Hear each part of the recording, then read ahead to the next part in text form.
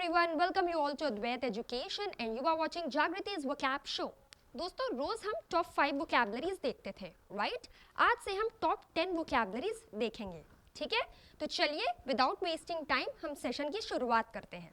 आज का first word है अंडरमाइन। दोस्तों अंडरमाइन का मतलब होता है कमजोर समझना, वीक समझना। उसके लिए हम अंडरमाइन जैसा वर्ड यूज करेंगे, ठीक है? इसका सिनोनिम है एनफीबल। एनफीबल का भी सेम मतलब होता है कमजोर समझना, वीक समझना, है ना? उसके लिए हम एनफीबल वर्ड भी यूज कर सकते हैं एज अ सिनोनिम, ठीक है? इसका एंटोनिम है स्ट्रेंथन। स्ट्रेंथन का मतलब होता है मजबूत समझना, ताकतवर समझना। उसके लिए हम स्ट्रेंथन जैसा वर्ड यूज करेंगे एज अ एंटोनिम, ठीक है? देखते हैं सेंटेंस में, he constantly try to undermine her self confidence. मतलब यहाँ पे ये बोल रहा है कि वो उसके कॉन्फिडेंस को यानी कि आत्मविश्वास को लगातार कम करने की कोशिश कर रहा था, है ना? तो इस तरीके से आप सेंटेंस में इसे यूज करेंगे।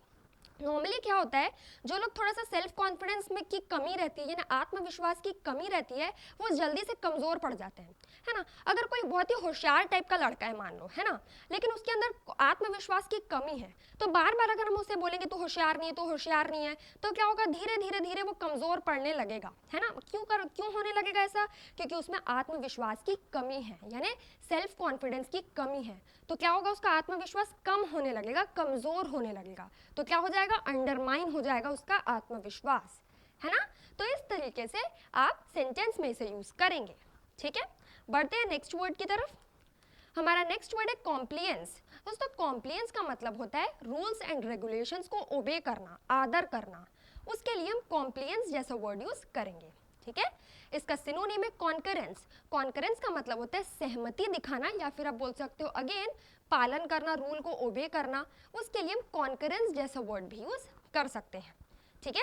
इसका एंटोनिम है रिकैल्सिट्रेंस। रिकैल्सिट्रेंस का मतलब होता है अवज्ञा करना, रूल्स को ओबे नहीं करना, अनादर करना। उसके लिए हम रिकैल्सिट्रेंस जैसा वर्ड यूज करेंगे, ठीक है? सेंटेंस देखते हैं। In military there are harsh consequences. क्या लिखा है? In military there are harsh consequences. मतलब मिलिट्री में बहुत ही हार्श कॉन्सिक्वेंसेस हो सकते हैं, यानी कि बहुत बुरे परिणाम हो सकते हैं। किसके लिए? For soldiers. सोल्जर्स के लिए बुरे परिणाम हो सकते हैं। अब क्यों हो सकते हैं?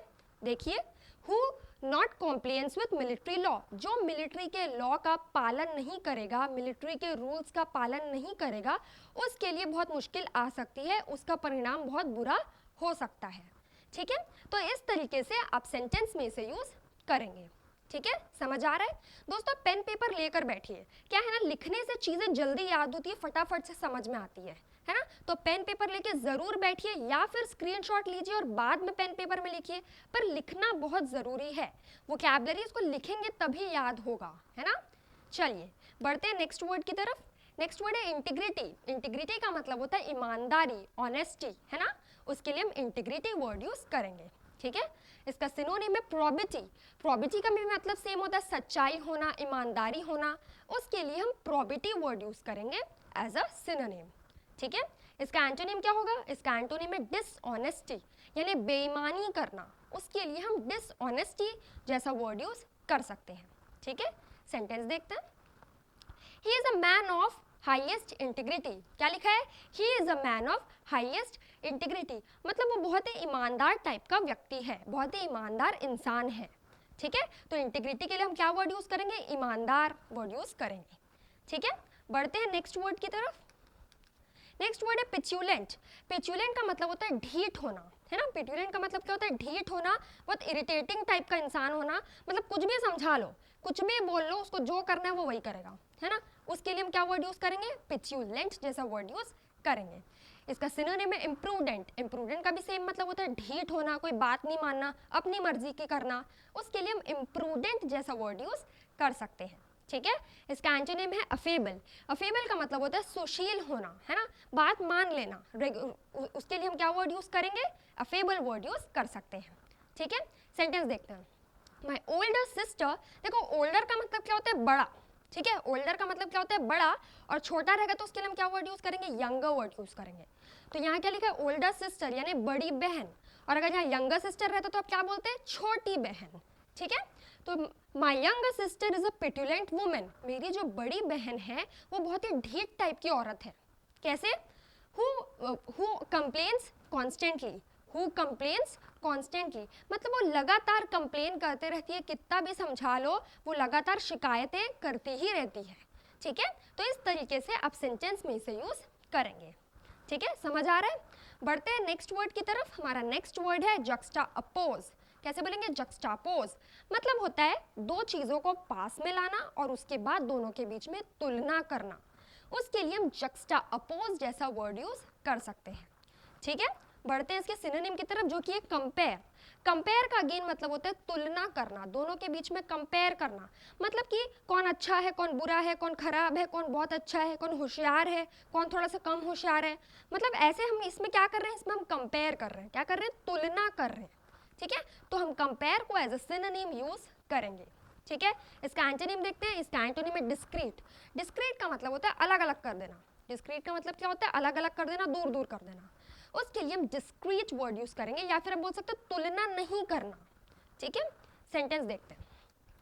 When you juxtapose the two, मतलब जब आप दो लोग के बीच में या फिर दो चीज़ों के बीच में तुलना करते हैं, you can see the difference. आपको डिफरेंस समझ में आ जाएगा, आपको दोनों के बीच में डिफरेंस समझ में आ जाएगा, यानी अलग अलग चीज़ें समझ में आ जाएगी कि कौन अच्छा है, कौन बुरा है, कौन बड़ा है, कौन छोटा है ना। मतलब जब आप दो लोग के बीच में जक्स्टा अपोज करते हैं यानी कि तुलना करते हैं।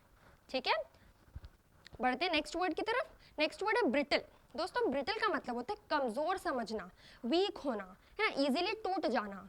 उसके लिए हम ब्रिटल वर्ड यूज़ करेंगे। ठीक है, इसका सिनोनिम है फ्रजाइल। फ्रजाइल का भी सेम मतलब होता है कमज़ोर होना, वीक होना। नॉर्मली क्या होता है दोस्तों, जो पतले दुबले से लोग रहते हैं ना, उनके लिए हम क्या बोलते हैं कि यार ये तो बहुत ही फ्रजाइल टाइप का, ये तो बहुत ही कमज़ोर है ना, उनके लिए हम फ्रजाइल वर्ड यूज़ करते हैं।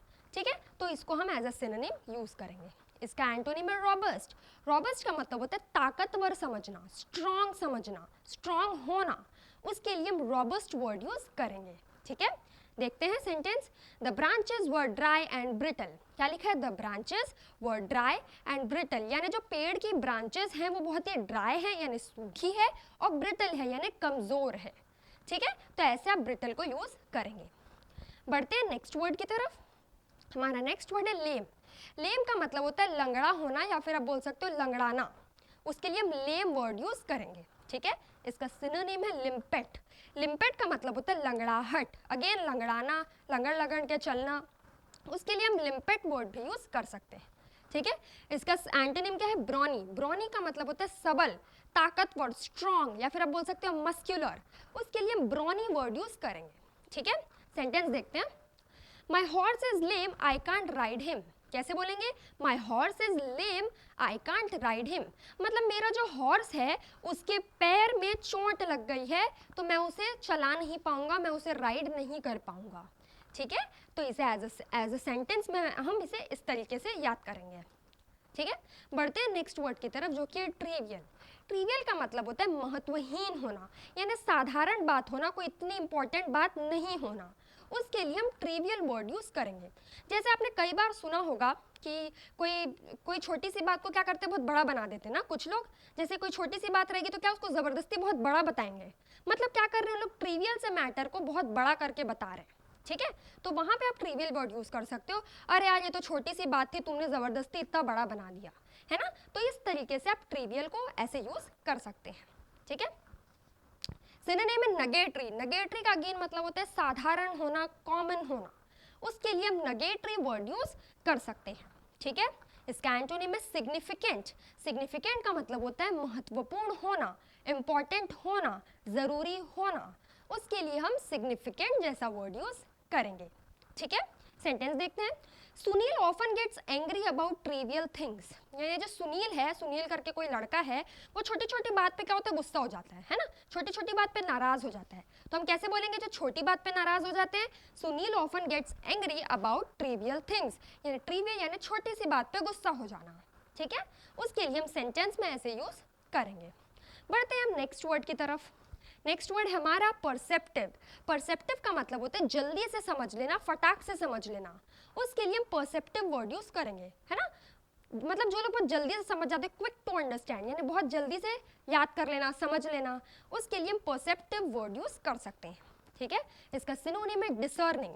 डिसर्निंग का मतलब होता है विवेकी होना, है ना, विवेक से काम लेना, कॉमन सेंस लगा के काम करना, दिमाग से काम करना, उसके लिए हम डिसर्निंग वर्ड यूज करेंगे। जो लोग बहुत होशियार होते हैं या फिर जो लोग जल्दी समझ लेते हैं, वो नॉर्मली क्या होता है, दिमाग से काम लेते हैं, यानी विवेक से काम लेते हैं। ठीक है, तो अंग्रेजी में आप कैसे बोलेंगे, डिसर्निंग बोलेंगे। इसका एंटोनिम है अनऑब्जर्वेंट। अनऑब्जर्वेंट का मतलब होता है तुच्छ, यानी जल्दी से कोई बात नहीं समझना, लाख समझा लो तब भी समझ ही ना आना, उसके लिए हम क्या बोलेंगे, अनऑब्जर्वेंट जैसा वर्ड यूज करेंगे। ठीक है, देखते हैं आप सेंटेंस में हम कैसे समझेंगे इसे। He is perceptive about people, क्या बोलेंगे, he is perceptive about people. तो इस तरीके से आप सेंटेंस में इसे यूज करेंगे। इमेज से समझते हैं। ये जो बंदा है बहुत हौच-पौच तरीके से इसको कुछ समझाया, या फिर आप समझ लो कि ये जो बंदा है बहुत अच्छे से इसको कुछ समझाया, पर इसको कुछ भी समझ में नहीं आया, इसके दिमाग में पूरा हौच-पौच हो गया। तो इसका मतलब क्या हुआ, ये इंसान क्या है, बहुत परसेप्टिव है, यानी चीज़ों को जल्दी समझ लेता है। ठीक है, और ये इंसान क्या है, बहुत ही अनऑब्जर्वेंट है, यानी कितना भी समझा लो, कितना भी भेजे में डाल दो, इसको कुछ समझ में नहीं आता, है ना। तो आप इमेज से इसे ऐसे याद कर सकते हैं। ठीक है, बढ़ते हैं नेक्स्ट वर्ड की तरफ। लास्ट वर्ड है हमारा एग्जैजरबेट। एग्जैजरबेट का मतलब होता है किसी भी चीज़ को खराब कर देना, उसके लिए हम एग्जैजरबेट जैसा वर्ड यूज करेंगे। या फिर ऐसा बोल सकते हो कि छोटी सी चीज़ है जो थोड़ी सी खराब है, उसको और खराब कर देना, और वर्स कर देना, उसके लिए हम एग्जैजरबेट जैसा वर्ड यूज करेंगे। ठीक है, सिनोनिम देखते हैं।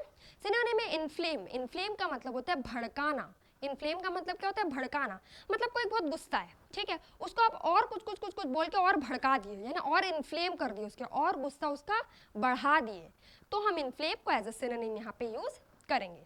ठीक है, इसका एंटोनिम देखते हैं रिड्यूस। रिड्यूस का मतलब होता है कम करना। रिड्यूस का मतलब क्या होता है, कम करना, या फिर आप बोल सकते हो किसी के गुस्से को शांत कर देना, रिड्यूस कर देना, उसके लिए हम रिड्यूस के लिए ऐसे वर्ड यूज करेंगे।